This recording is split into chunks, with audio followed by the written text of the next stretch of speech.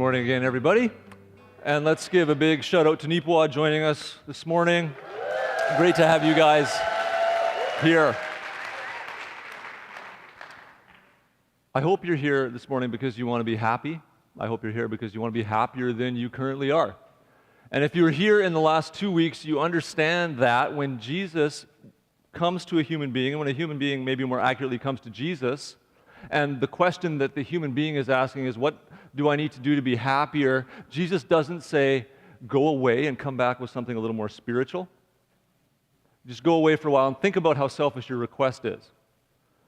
When Jesus encounters the ache of a human heart, the desire to be blessed, the desire to be happy, he doesn't turn that human being away. He doesn't ask them to refine their tastes a little bit. In fact, he tells them how. So he doesn't say your desire is really messed up. Instead, he says your desire is real, placed there by God. Here's how. And in his longest sermon, he tells us how to be happy. But before we get into the sermon, because that's what we're going to do over the next 10 or 11 weeks, is go through what is called Jesus' Sermon on the Mount. And a fine way to understand this sermon is actually that it answers the question, how do I be a happy and flourishing human being? But first, we need to probably admit, I think, that we don't know how to be flourishing and happy ourselves. Think for a second about what actually makes you happy. Certain things will probably come to mind, things you enjoy. Now think about what makes you miserable. Do you get the sense that the happy category and the miserable category sometimes switch spots? And the thing that you thought was going to make you happy is actually currently, right now, the source of your greatest pain. So 4 years ago, you thought this relationship, this purchase, this idea, this move, this job was going to make you happy. And now it's what's making you most miserable. At the very least, this should make us a little bit humble about our own abilities to make ourselves happy, that so many of the things in the "this will make me happy" category end up in the "this has made me miserable" category. We see, though, how desperate we are to be taught how to become happy when you look basically over the last 50 or 60 years at the bestseller list. Basically, you could summarize all these titles with one title, How to Be Happy 1954 edition. And everybody in 1954 buys that. And then the next year there's another book, How to Be Happy 1955 edition. Right through to today. Two of the best-selling books are basically How to Be Happy, Girl, Wash Your Face. Teaches you how to be happy by starting with washing your face. More aimed at guys is Jordan Peterson's 12 Rules, How to Bring Order from Chaos. And both of them are helpful for sure, as are all these books that teach you how to be happy. Presumably would be helpful because we want to be happy, and anything that takes us a little bit closer to that, we are rabidly hungry for.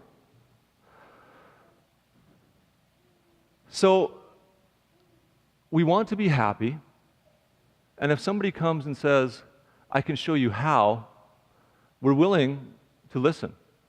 History has proven that. And Jesus' version of the how to be happy is about 2,000 years old. And it's tried and it's true, and he makes some really spectacular promises about it as you enter into it. One of the promises he makes is that it's going to be easy and it's going to be light. When we're looking at these books that promise happiness, we can use a biblical word to describe them. They're actually yokes. Okay? So like a yoke that you would put on an animal. Maybe it's just, I don't think it's ever just one animal, actually. I think by its nature, a yoke is like two things beside each other. So you place one animal here and the next there, and you attach them to something, and together they pull. That thing that holds them together is a yoke. In the New Testament, in the culture that Jesus is teaching in, that is what a yoke is, but it's also a technical term that describes somebody's teaching. So if you were presumably to listen to a teacher for several years and summarize their teaching and follow it, you'd have a good sense of what their yoke is. This is the kind of stuff that this teacher teaches. This is the kind of action this teacher prescribes. And Jesus, too, has a yoke. And some of us have followed different yokes over the years. In this place, we've followed the yoke of Dave Ramsey. We put his yoke on, and it helped us with our finances. We put on the yoke of Emerson Egbert, I think it was his name. His last name might not have been Egbert, Eggrich, something like that. The blue megaphone, pink earlobe. I'm clearly forgotten his yoke, but he helped us with our marriage. So we put on these different yokes, but they weren't all encompassing, right? Because you could put on the yoke about marriage and presumably have a better marriage, but if you missed the yoke about finance, you'd miss out on that benefit in your life. Jesus' yoke is all encompassing because his yoke isn't just about how to arrange things that are external. His yoke isn't about learning to listen to your spouse better or speak to them better. It isn't about learning how to save money better and plan that way. It's about becoming a certain kind of person. Because some of us, the difficulty with our happiness has been, we thought it was a destination. We worked hard to get there. We got there, and then we realized the problem was we brought ourselves there. And the happiness that was around us, and legitimately so, we ended up getting some good things we didn't have previously. A relationship, a job, that kind of stuff. But the problem was, you're still you. Jesus' yoke transforms the inside of a human being if it's followed. He tells us about it in Matthew 11, makes this promise. Come to me, all of you who are weary and carry heavy burdens, and I will give you rest. Take my yoke upon you, let me teach you, because I am humble and gentle at heart, and you will find rest for your souls. For my yoke is easy to bear, and the burden I give you is light. In this room, there are people who call themselves Christians and people who aren't sure yet, don't call themselves that necessarily. Jesus is teaching here about the yoke is for both of you. Because the yoke isn't just about what you believe. You can believe all the right things about Jesus. You can know in your head that he loves you, and you can still be miserable. You can miss out on the happiness, because the happiness comes as you obey his teachings, not necessarily just in your ideas about him. You have to get those ideas straight for sure, but you end up having to put one foot in front of the other, doing the things that make you strong and good and happy inside. Jesus' yoke is the Sermon on the Mount. Today, we're going to look at the very beginning of the Sermon on the Mount, the very end, so we get a sense of what might unfold between the beginning and end, and then we're going to look at something in the very middle. The very beginning of the sermon, Matthew 5. One day, as he saw the crowds gathering, Jesus went up on the mountainside and sat down. His disciples gathered around him. There's two words there. There's crowds, and then there's disciples. Other translations say the crowds gathering, it's like he almost left the crowds. He went up on a mountainside. Not all the crowds followed. Other translations say that he was just actually speaking to his disciples. But however you shake it down, whether there was some people there and everyone was there, like crowds and disciples, but he was only speaking to his disciples, or he left the crowds behind and the disciples followed. However you figure that out in your head, there's these two categories. There's the crowd that is curious, and then there's the disciples who have already decided to follow. So when Jesus talked about his yoke earlier, he says, come to me. Often Jesus says, follow me. And what he means is not believe in me.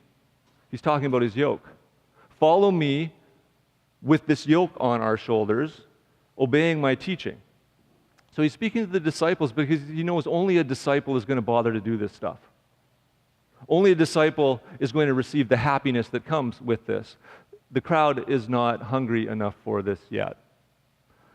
So it doesn't hurt you this morning and over the course of the series to go, am I a crowd or am I a disciple? When Jesus tells me to do something hard in this series because he's brilliant and knows what makes me happy, but right now it's going to seem kind of hard and counter to how I'm wired, am I a disciple? Because if I'm a disciple, I just do it. I've already given myself over to that. If I'm part of the crowd, I'm going to weigh that a little bit. So it's important to think and be honest about what part of the group you are. If you're a disciple, you're sort of, in a sense, on autopilot. I'm just going to take this and do what Jesus says. If you're the crowd, it's a little bit more of a process, perhaps. Be clear, though, Jesus doesn't love the disciples more than he loves the crowd. That's important. Because we're going to actually get into a lot of how to do stuff here, and we may think that we're doing it so that Jesus loves us more, and that's not the case. We're doing it because he loves us enough to show us how to be happy. So he loves the crowd, he loves the disciple the same. It's only the disciple that's intentionally going on the path. Jesus is going to show us some things to do that are going to take some practice. They are things that you won't be able to do right the first time. They're going to be things that when you get better at them, you're not going to be able to do them every time. So you're going to have a vision in your mind of where this is going so you don't get discouraged. Certainly, it's helpful to know that His love for you doesn't go up and down based on your performance with His course for human happiness. He loves you regardless of whether you're passing or failing this semester. But you need to also have in your mind something about where this is going. And Jesus, at the very end of His sermon, after He's talked about what this happy life requires, He tells you what it looks like. Here's what He says. Anyone who listens to my teaching and follows it.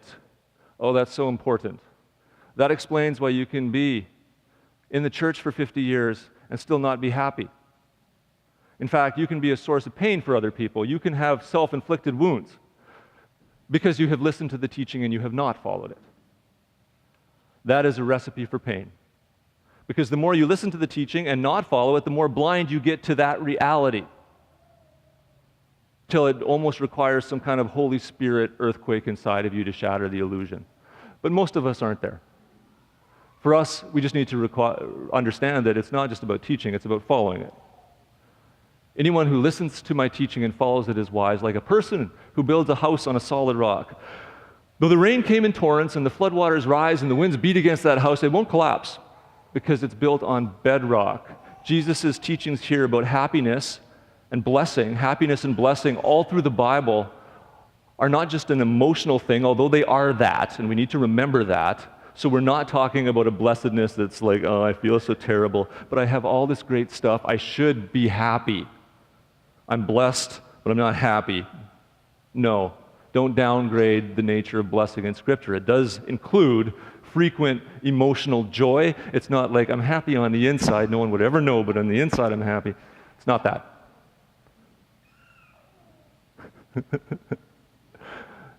But anyone who hears my teaching and doesn't obey it is foolish, like a person who builds a house on sand. When the rains and floods come and the wind beats against that house, it will collapse with a mighty crash.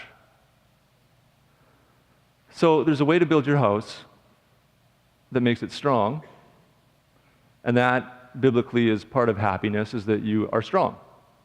So other images in Scripture of the happy person, they're like a tree planted by a stream of water. Their roots go down. There's a strength and a resilience to their happiness. They can tap into something that keeps them happy. One house collapses, one stays up. As we think about this vision of where you will go if you listen to these teachings and follow them. Jesus doesn't say, for some of you, if you listen and obey, this is what will happen. He says this is what happens when you listen and obey. You will be like that strong house. It helps me to stay motivated by this vision when I think about how easy my house can still collapse and how easy it has collapsed in the past. One of the first things Jesus does in the sermon, we're going to see it before He deals with anything else, is He deals with anger. He says there's no point in going to these other things. There's really no point in getting to lust or judgment or greed or worry until you get rid of anger and contempt. And some of us have houses because of anger that you don't need a storm to knock it over. It's like a warm summer breeze comes by and it's like, boom! I was thinking about me at 25. Little girl in the back seat. My daughter Acacia is about 6 months old. Seat's still backwards, so however old you have to be for the seat to still be backwards. And we're late for church. We're living in Winnipeg. It's February probably or March. And we're late for church because Tamara and the baby are taking a long time. You already understand what's wrong with that phrase, yes? Dad's in the car listening to sports radio or something and is very upset that mom and the baby are taking some time. And you're a pastor, you can't be late for church. So I'm stewing. Doesn't she know what I have to do this morning? Doesn't it? Self-righteousness, anger. She's late.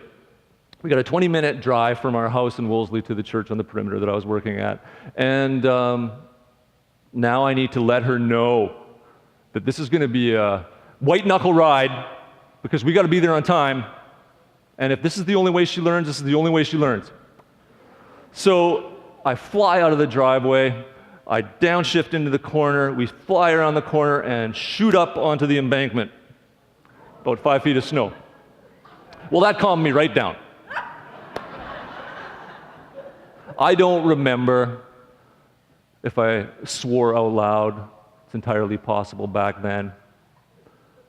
I don't remember what the sermon was on that morning. I just remember the warm breeze of a woman I've only been married to for 2 years, so should still be in a pretty good honeymoon phase with a little daughter that I adored. They were going to have me about 2 minutes late, and the whole house just collapsed. And now I thank Jesus, because my daughter said to me about 2 months ago, she's now turning 17, Nathan, one of your favorite, she doesn't call me Nathan, so she says, Dad. And I was like, get to your room, you disrespectful little thing. And I got so mad. No,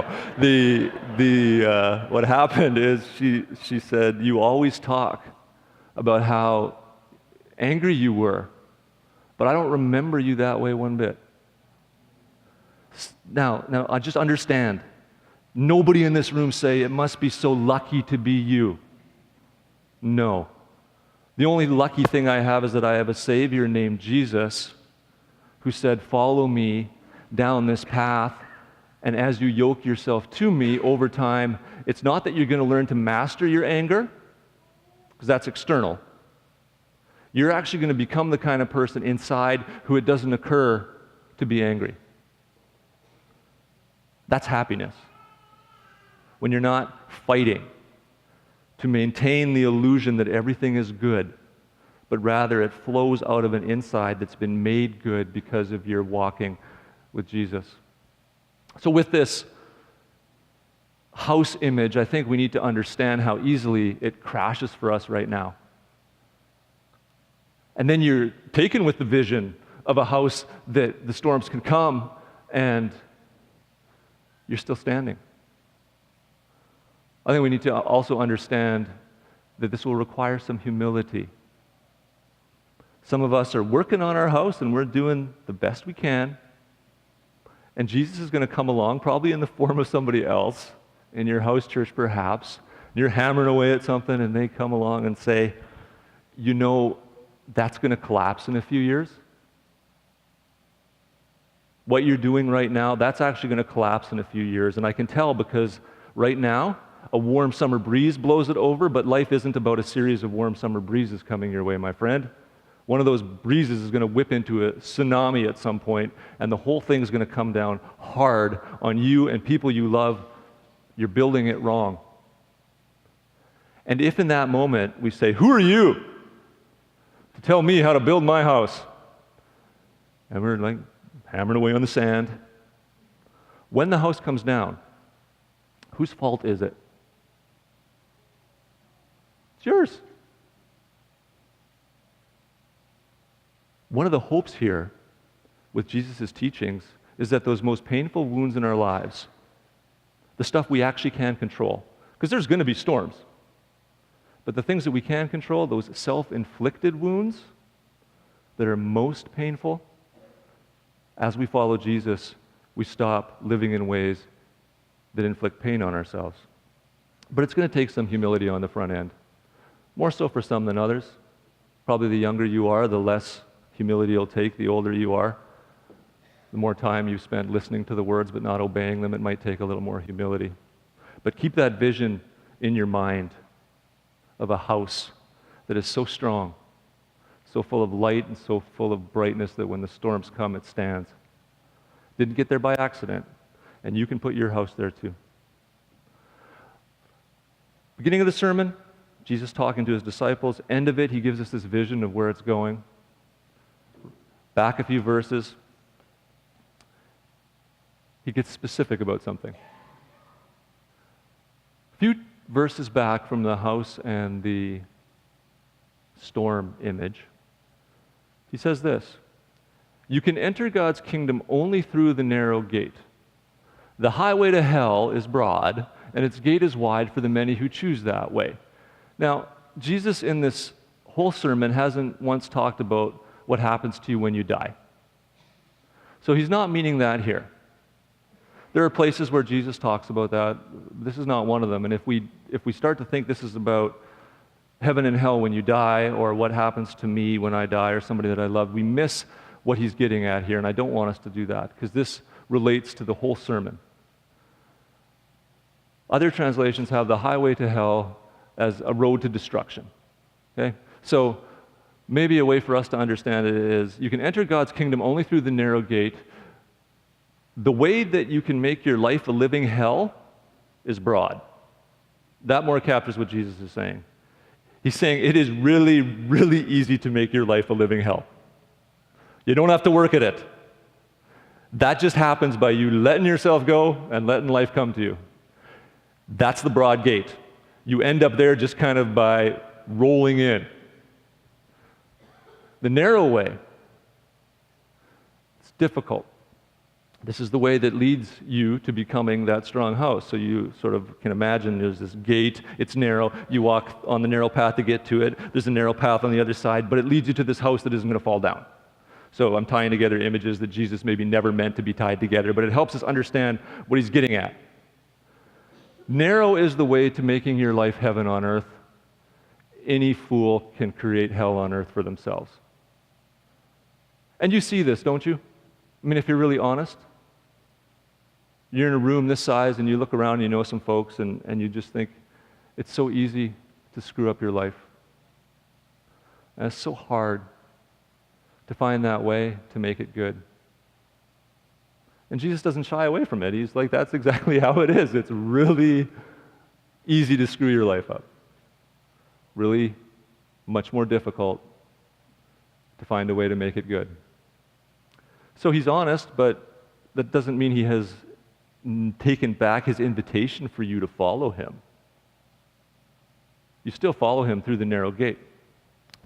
Jesus taking just two images here, narrow gate and wide gate, struck me a little bit. Those of you who know me know probably why it will, because I'm notoriously hard to pin down. Nathan, what's your take on some theological issue? And I'll be evasive. What's your take on this person and their struggles and what they're going through? Well, and part of it is because there's always a third way, most of the time. There's always a new piece of information that makes you more sympathetic about their behavior and understands that their trajectory is moving in a good direction. And you don't have that yet, so reserve judgment. There's always another book or another translation or a manuscript that's going to be found that might actually tweak what you think about theology. So just be humble there. So that's part of where it comes from me. And Jesus is notorious for, in a good way, I think, so notorious is probably the wrong word, he's famous for finding that third way. Jesus, who sinned, this man or his parents? Either or.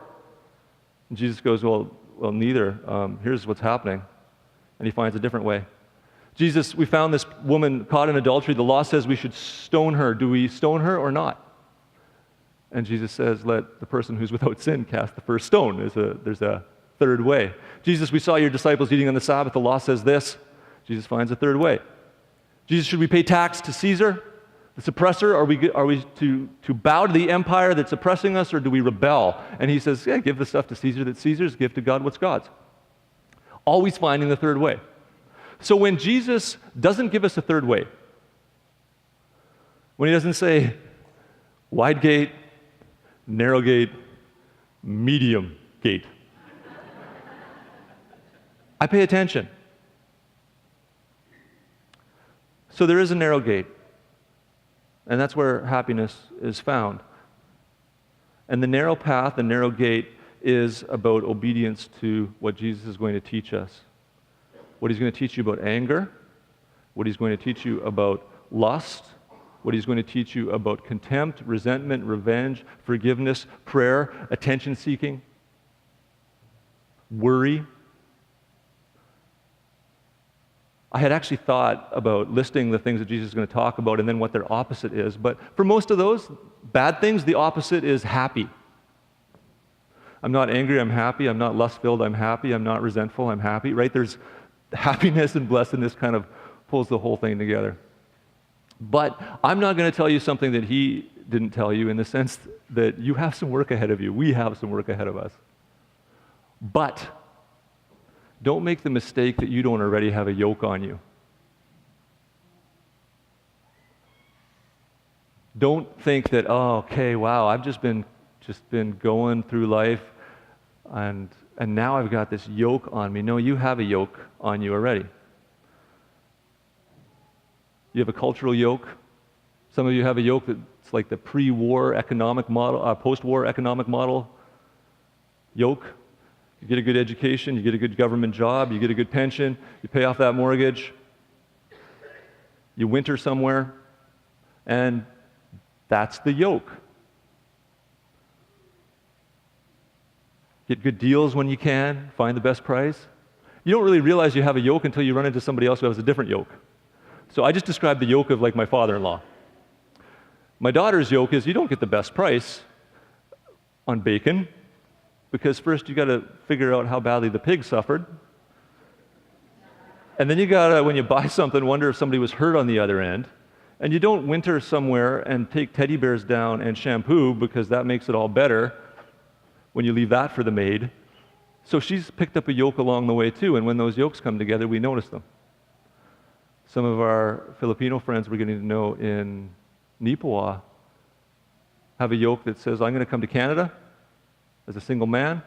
I'm going to work for as long as it takes at a high life to save money, and then I'm going to bring my kids and wife over, and if that takes 2 to 4 years, that's okay. That's the yoke. I'm going to bear it. I'm going to create a better life for my family.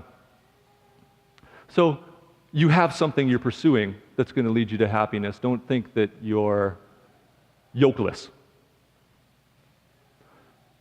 But it can be intimidating because Jesus is asking you to do things that or maybe that you haven't done before. Things that you know going in you're going to fail at.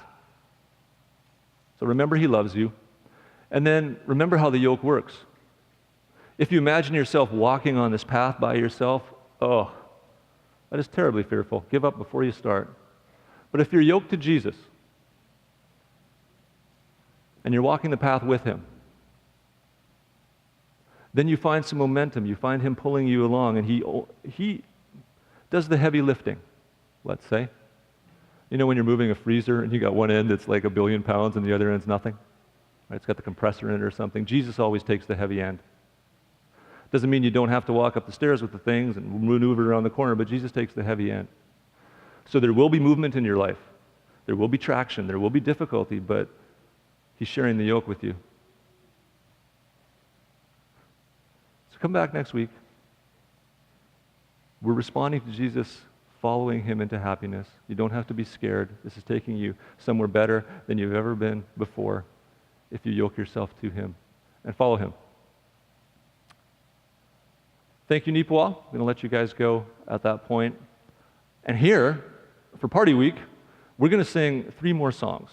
But before we do that, we've got like a soft dismissal for parents who have kids to go and get them and bring them back for the last few songs. So if you are freaking out and you have to be somewhere really soon, you can go too. If you just need to get your kids, then go bring them back, and I'll invite the band out, and we will continue to celebrate our invitation to this good path that Jesus invites us on. Let's stand.